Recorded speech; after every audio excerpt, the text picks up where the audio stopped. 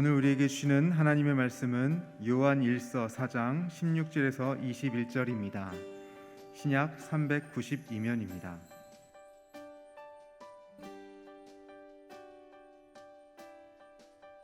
하나님이 우리를 사랑하시는 사랑을 우리가 알고 믿었노니 하나님은 사랑이시라.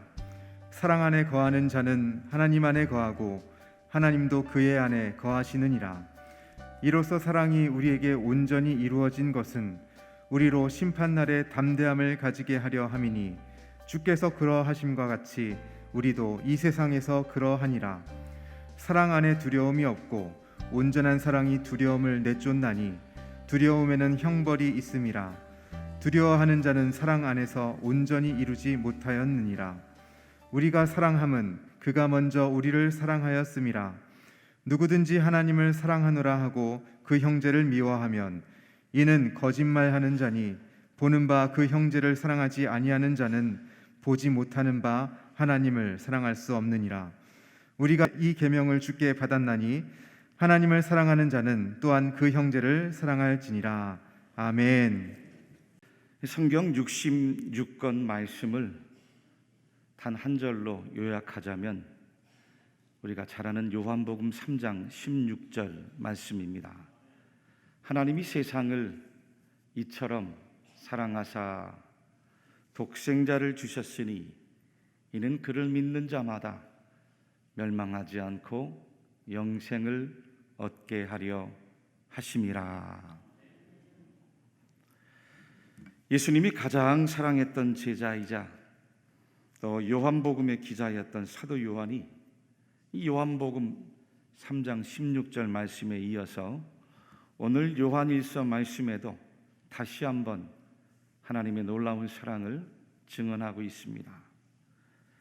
하나님이 우리를 사랑하시는 사랑을 우리가 알고 믿었노니 하나님은 사랑이시라. 사랑 안에 거하는 자는 하나님 안에 거하고 하나님도 그의 안에 거하시느니라. 그렇습니다.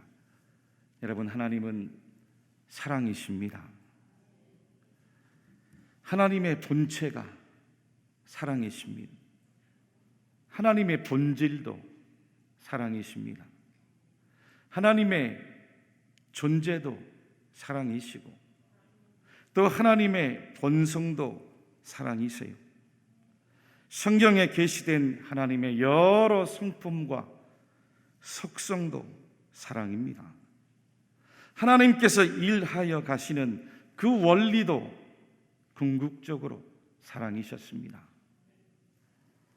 그 하나님의 사랑이 온 우주 만물의 천지 창조로 나타났고 그 하나님의 놀라운 사랑이 독생자 예수 그리스도 십자가 구속으로 나타나셨습니다. 그 하나님의 사랑이 오순절날 성령 강림의 사건으로 이 땅에 임하신 겁니다.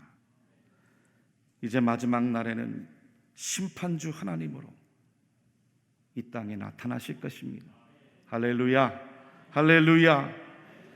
인류 역사의 수많은 사람들이 끊임없이 사랑을 이야기하고 사랑을 노래하고 사랑의 시를 쓰고 또 사랑의 그림을 그리고 위대한 사랑의 작품을 남긴 이유가 바로 그 사랑이 하나님께로부터 나왔기 때문이에요. 그러므로 하나님을 알고 하나님을 만나고 하나님을 경험하고 하나님 예배하고 하나님을 믿고 살아가는 신앙함이란 곧 하나님 사랑을 날마다 체득하는 겁니다. 그 하나님의 사랑은 날마다 우리 삶 속에서 배워가는 거예요. 하나님의 사랑을 우리의 삶 속에서 완성해 가는 것입니다. 이게 곧 신앙이 믿음입니다. 여러분, 지금 하나님 앞에 나와 예배 드리고 있습니까? 그렇다면 여러분의 삶이 예배를 드릴수록 하나님의 사랑으로 세상을 향하여 거룩해짐으로 흘러 들어가야만 합니다. 교회에 나와서 열심히 봉사하고 있습니까? 봉사하면 봉사할수록 여러분들의 사랑이 편견 없이 이웃을 향하여 더욱 넓게 펼쳐져 가야만 하는 것입니다. 어린아이와 같은 나만을 위한 사랑이고 내 편만을 위한 사랑이어서는 안 됩니다. 남을 위한 사랑이고 타자를 위한 사랑이고 심지어는 원수까지도 사랑으로 더욱 깊어져만 가야 하는 것입니다. 하나님 앞에 깨어서 기도하고 있습니까? 여러분들의 사랑이 기도하면 기도할수록 예수님을 닮아가시기를 바랍니다. 성령님을 닮아가시기를 바랍니다. 하나님을 닮아가시기를 바랍니다. 하늘의 신령한 성품으로 변화되고 성화되어 가시기를 주의 이름으로 축복합니다. 교회에서 집사의 직분을 받았습니까? 권사의 직분을 받았습니까? 장로의 직분을 받았습니까? 목사의 직분을 받았습니까? 그렇다면 다른 일보다 사랑이 그만큼 더 성숙하고 교회 앞에서 의무와 책임감이 깊어가야 하는 것입니다. 오늘 성경의 사도 요한, 그의 원래 별명이 보아너게입니다. 예수님께서 직접 붙여주신 별명인데 보아너게란 뜻은 천둥의 아들이란 뜻이에요. 이 요한이 얼마나 성격이 불같은지 천둥의 아들이었어요. 늘 혈기가 충만해서 쉽게 분노하고 쉽게 화내고 또 쉽게 흥분하고 쉽게 사람들을 정죄했습니다. 그런 제자 요한이 지금 어떻게 변했습니까? 하나님의 사랑을 전하는 사람으로 변화가 되었습니다.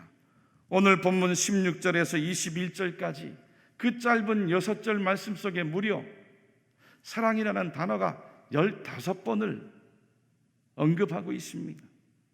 특히 20절 말씀에는 누구든지 하나님을 사랑하노라 하고 그 형제를 미워하면 이는 거짓말하는 자니 보는 바 그 형제를 사랑하지 아니하는 자는 보지 못하는 바 하나님을 사랑할 수 없느니라.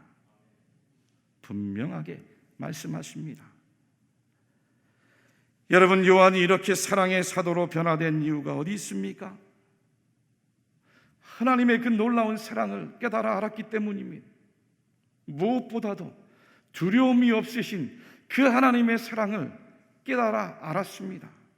18절과 19절 말씀을 같이 한번 말씀을 읽어보겠습니다.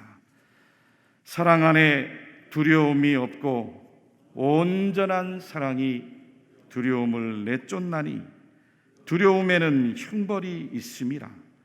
두려워하는 자는 사랑 안에서 온전히 이루지 못하였느니라. 우리가 사랑함은 그가 먼저 우리를 사랑하셨음이라. 아멘. 그가 먼저 우리를 사랑하셨음이라. 미국의 어느 작은 시골 마을 교회에서 실제로 있었던 일이랍니다.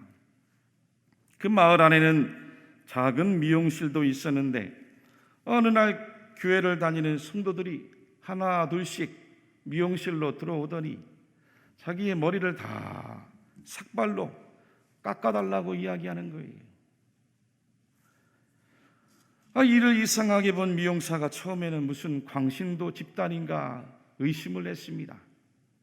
나중에 교회 안에 일어난 사연을 듣고는 방송국에 연락을 했습니다. 약 50명 정도가 출석하는 이 작은 교회에 모든 성도들이 예뻐하고 또 좋아하고 사랑했던 한 중학생 소녀가 그만 암에 걸리고 만 것입니다. 암투병을 하고 항암을 받느라 머리카락이 다 빠져서 창피한 마음에 이 소녀가 교회를 나가지 못하고 있었습니다. 이 소식을 전해 들은 목사님과 모든 교인들이 다 함께 이 소녀와 같이 삭발하기로 결정하고 미용실에 와 머리를 깎은 것이죠. 다음 주일날 엄마의 설득으로 소녀가 간신히 모자를 쓰고 교회를 왔는데 교회의 문을 척 여는 순간 어떤 일이 벌어졌습니까? 소녀의 눈이 커다라졌어요. 모자를 벗어야 하나 말아야 하나 망설이다 결국 모자를 벗고 예배를 드렸답니다. 소녀뿐만 아니라 삭발한 온 교인들도 다 함께 예배를 드리면서 눈물바다가 되었어요. 취재를 놓은 방송국 기자들까지 그 장면을 지켜보며 눈물을 터뜨렸다는 이야기예요. 할렐루야, 할렐루야. 그렇습니다, 여러분. 사람들은 인생을 살아가며 평생을 두려움을 안고 살아갑니다. 건강에 대한 두려움, 물질에 대한 두려움, 미래에 대한 두려움, 죽음에 대한 두려움, 사람에 대한 두려움, 재난에 대한 두려움. 지금 우리 인류가 코로나19 팬데믹이란 이 천대미문의 재난 앞에 싸우며 공포에 처해 있는 것도 그 두려움 때문이죠. 여러분, 사람들 사이에 전쟁이 일어나고 분쟁이 일어나고 다툼이 일어나는 것도 사실 알고 보면 두려움 때문입니다. 낯선 타자에 대한 두려움 때문이죠. 저 사람 때문에, 저 나라 때문에 내가 뭔가 불이익을 당하고 내 자리가 위태로워질 수 있다는 불안감이 미움으로 나타나고 편가르기로 나타나고 복수로 나타나고 원망으로 나타나고 결국 그 모든 것의 밑바닥에는 두려움이 깊숙이 자리하고 있는 것입니다. 그런데 여러분, 이 모든 두려움의 감정은 정작 어디에서 근원하는지 아십니까? 하나님의 부재에서 시작이 됩니다. 창세기 3장 8절 말씀입니다. 그들이 그날 바람이 불 때 동산에 거니시는 여호와 하나님의 소리를 듣고 아담과 그의 아내가 여호와 하나님의 낯을 피하여 동산 나무 사이에 숨은지라 라고 말씀하고 있습니다. 인류의 조상 아담과 하와가 에덴 동산 안에서 하나님과 아무런 꺼리낌 없이 영적인 사귐을 가지고 살아가고 있었습니다. 이것을 시기하고 질투한 사단 마귀가 뱀으로 가정해 하와에게 접근을 해 유혹을 합니다. 거짓말로 유혹하는데 정말 하나님께서 그 동산 중앙에 있는 선악과를 먹지 말라고 하시더냐? 괜찮다. 먹어도 죽지 않는다. 너희가 그것을 먹으면 그 다음부터 너희 눈이 밝아지고 너희가 하나님과 같이 되어 선악을 알 줄을 하나님이 아시기 때문에 하나님이 먹지 말라고 하셨다라며 하나님께 핑계를 대고 하나님을 향하여 원망을 하게 만들었습니다. 그런데 그 결과가 무엇이었습니까? 하나님 말씀에 불순종한 아담과 하와가 선악과를 먹고 나니 하나님처럼 되기는커녕 하나님이 부르시는 소리를 듣고 두려워해요. 전에는 두려워하지 않았어요. 하나님이 부르시는 소리를 듣고 두려워하여 나무 뒤로 가서 숨어버렸습니다. 이어지는 창세기 3장 9절 10절 말씀입니다. 여호와 하나님이 아담을 부르시며 그에게 이르시되 내가 어디 있느냐? 이르되 내가 동산에서 하나님의 소리를 듣고 내가 벗었으므로 두려워하여 숨었나이다. 두려워하여 숨었나이다. 무슨 뜻인가요? 결국 이후의 인류의 역사는 하나님을 떠나고 하나님 없이 하나님이 부재한 채 살아가는 모든 인생들의 죄의 역사인데 곧 두려움의 역사입니다. 하나님이 부재한 그 인간의 빈자리, 그 마음에 그 두려움을 채우기 위해서 하나님 대신에 우상을 숭배합니다. 그 두려움을 지우기 위하여서 하나님께서 창조한 다양한 피조물에 중독이 되어 살아갑니다. 권력에 중독이 되고, 물질에 중독이 되고, 명예에 중독이 됩니다. 어떤 사람은 음식에 중독이 되고, 약물에 중독이 되고, 스포츠 운동에도 중독이 됩니다. 또 어떤 사람들은 성적인 문제에 중독이 돼서 살아가죠. 쇼핑에도 중독이 되고, 게임에도 중독이 되고, 하나님 없이 일에 파묻혀 살아가는 것도 일중독입니다. 요즘에는 스마트폰이나 인터넷, SNS, 유튜브 동영상과 같은 것을 하루 종일 바라보며 거기에 중독되어서 살아가는 것이 오늘의 현실입니다. 두렵기 때문이에요. 두려움을 피하기 위해서죠. 또한 타인을 향해서도 환대나 격려 대신에 그 두려움이 경계로 나타납니다. 판단으로 나타나고, 정죄로 나타나고, 시기로 나타나고, 질투로 나타나고, 미움으로 나타납니다.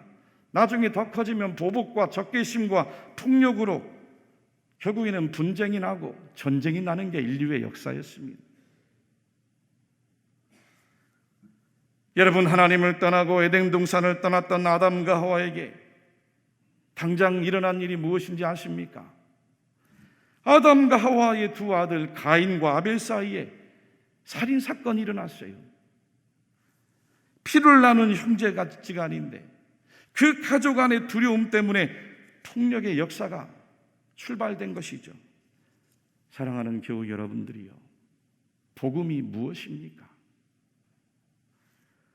복음은 이와 같이 하나님을 떠나고 하나님 부재하여 두려움으로 가득 찬 그 인류 역사에 하나님께서 찾아오신 사건이 복음입니다. 하나님께서 직접 사람의 몸을 입고 이 땅에 오셔서 두려움에 떨고 있는 인간에게 찾아오신 소식이 복음이에요. 가장 기쁜 소식, 복음입니다. 사람의 몸을 입고 하나님이 직접 이 땅에 오셨는 그분이 누구십니까?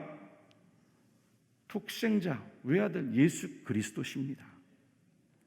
오늘 19절 말씀에 놀라운 하나님의 복음의 선언이 있습니다. 우리가 사랑함은 그가 먼저 우리를 사랑하셨습니다. 우리가 사랑함은 그가 먼저 우리를 사랑하셨습니다. 하나님이 우리를 사랑하셨기에 그제야 우리가 사랑하는 거예요. 조금.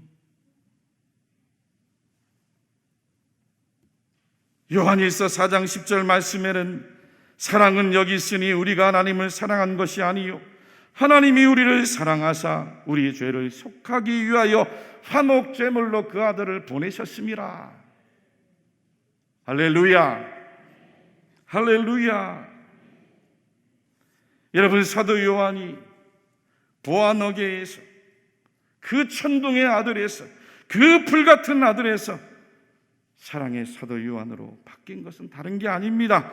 요한 자신의 죄를 대신해 십자가에 달리신 예수 그리스도를 직접 만났기 때문이, 내 죄가 나를 죽여야 하는데 내 죄를 대신해 십자가에서 물과 피를 다 쏟아내신 그 예수님을 사도 요한이 직접 두 눈으로 목격했기 때문이 그렇습니다. 율법이 사람을 변화시키는 것이 아닙니다. 권력과 힘이 사람을 절대로 변화시키지 못합니다. 새로운 정보와 지식이 있다고 사람이 변화됩니까? 물질이 많다고 사람이 변화돼요? 오히려 교만해지죠. 정의가 사람을 변화시킵니까? 사랑이 사람을 변화시킵니다. 하나님의 정의가 십자가의 사랑으로 나타난 게 복음이에요. 예수님 죽음의 희생의 사랑이 이 땅 가운데 저와 여러분들을 구원하시고 하나님 자녀로 변화시켜 주셨어요. 믿습니까? 믿으십니까? 사도 바울은 평생을 율법의 신봉자로 살았습니다. 그 결론은 사람을 잡아다 가두고 죽이고 정죄하는 일밖에 없었어요. 그런 그가 다메섹 도상에서 예수님을 만나고 예수님이 자기에게 찾아오신 그 주님의 음성 듣고는 거꾸러진 거예요. 그리고 나서 바울이 행한 일이 무엇인가요? 남을 정죄하던 그 자기 안의 두려움을 다 극복해냅니다. 복음 전하면서 자기 안의 죽음도 다 극복해내요. 넘어서는 거예요. 위대한 하나님의 사도로 복음을 전하는 거죠. 로마서 8장 35절에서 37절 말씀을 같이 한번 읽어보겠습니다. 누가 우리를 그리스도의 사랑에서 끊으리요? 환난이나 곤고나 박해나 기근이나 적신이나 위험이나 칼이랴. 기록된 바 우리가 종일 주를 위하여 죽임을 당하게 되며 도살당할 양같이 여김을 받았나이다 함과 같으니라. 그러나 이 모든 일에 우리를 사랑하시는 이로 말미암아 우리가 넉넉히 이기느니라. 그러나 이 모든 일에 우리를 사랑하시는 이로 말미암아 우리가 넉넉히 이기느니라. 사람들이 자신을 어떻게 대하든 사도 바울은 하나님 사랑 안에서 두려움이 없었어요. 자기를 향해 비난하고 손가락질하는 사람들을 향해 하나님의 사랑으로 대했습니다. 사도 요한도 마찬가지입니다. 복음을 전하는 가운데 얼마나 많은 사람들에게 핍박을 당했습니까? 그런 사도 요한이 오늘 어떻게 고백합니까? 요한일서 4장 20절 21절 말씀이 누구든지 하나님을 사랑하노라 하고 그 형제를 미워하면 이는 거짓말하는 자니 보는 바 그 형제를 사랑하지 아니하는 자는 보지 못하는 바 하나님을 사랑할 수 없느니라. 우리가 이 계명을 주께 받았나니 하나님을 사랑하는 자는 또한 그 형제를 사랑할지니라.